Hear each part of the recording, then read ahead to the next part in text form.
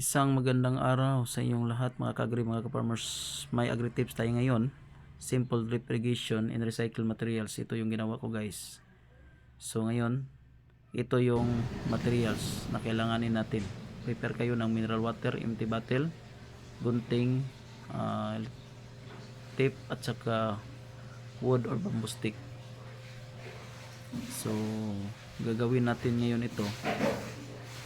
So tingnan nyo guys. So ito yung paggawa. Yung stick ay babalutin muna natin ng scotch tape.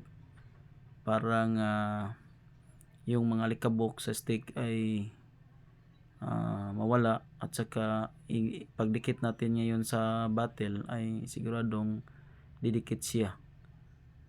So yung apat na stick lagyan natin ng scotch tape.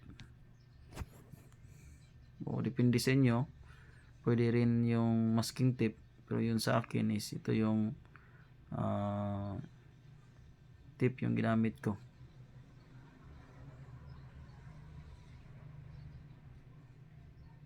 So pwede nyo itong gawin, no? Kung may mga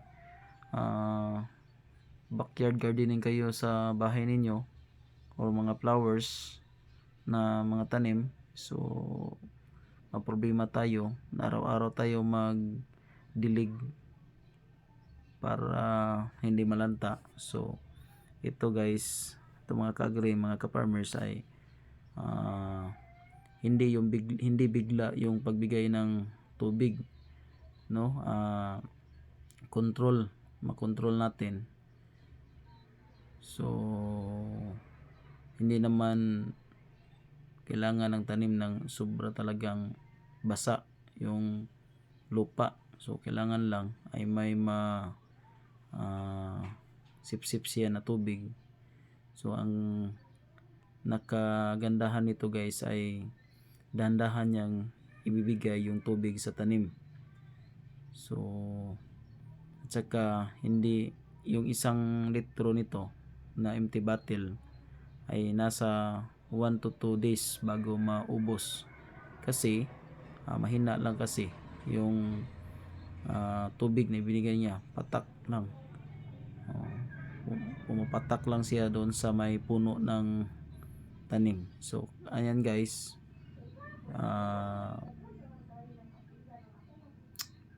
yan, ikat natin yung may bandang dulo ng bote ninyo. Yan, para doon natin ilagay yung tubig. Pag mag-refill tayo, dyan natin buksan lang natin tapos refill tayo ng tubig. So yan, 2 bote kasi yung hinana natin. So 4 na bamboo stick or wood stick yung kailangan natin. Ayan, dikit natin yan sa gilid. Dikit natin yan sa gilid guys. Yan. So yung bamboo stick or wood stick, yan yung kibali stand nya. So yan guys. So magkabilang side. So lagyan mo din ng isang wood stick or bamboo stick para balance. Saka pag puno ng tubig yung 1 liter na bottle ay hindi madaling matumba. So yan guys, malapit na matapos yung simple drip irrigation natin. So huwag yung itapon yung mga buti nandyan sa inyong bahay para makatulong din tayo sa ating inang kalikasan.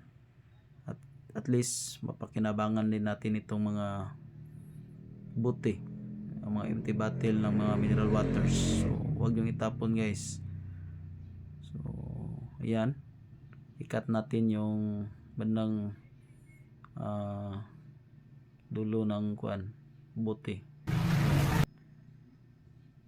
So ayan guys, okay.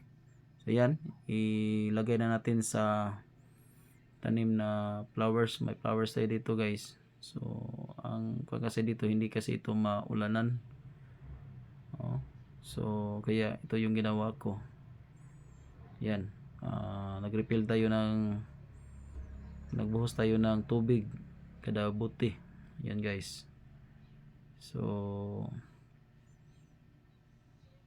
yan, ilusin natin yung cap ng empty bottle para doon din i-adjust mo lang kung gaano kahina yung gusto mo, or pwede rin na depende sa inyo. Kung para sa akin ay yung patak lang yung mas maganda. Yan. Okay guys, so tingnan nyo guys. Yun yung ginawa ko, yun yung finished product natin. 'Di ba? Kita ninyo? Yan, patak lang po 'yun, taga puno niya. O patak lang po ang tubig. So every morning pag wala nang tubig yung empty bottle natin ay lagyan natin, refill natin, at saka hanggang maghapon na yan, ganyan. So yun ang maganda sa tanim, kasi hindi bigla yung tubig,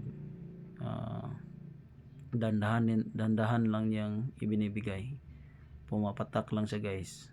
So ayan, so pwede nyo gawin nyo sa bahay niyo ito. Maganda din dito sa mga may mga tanim na gulay, no? Mga backyard gardening. So salamat guys.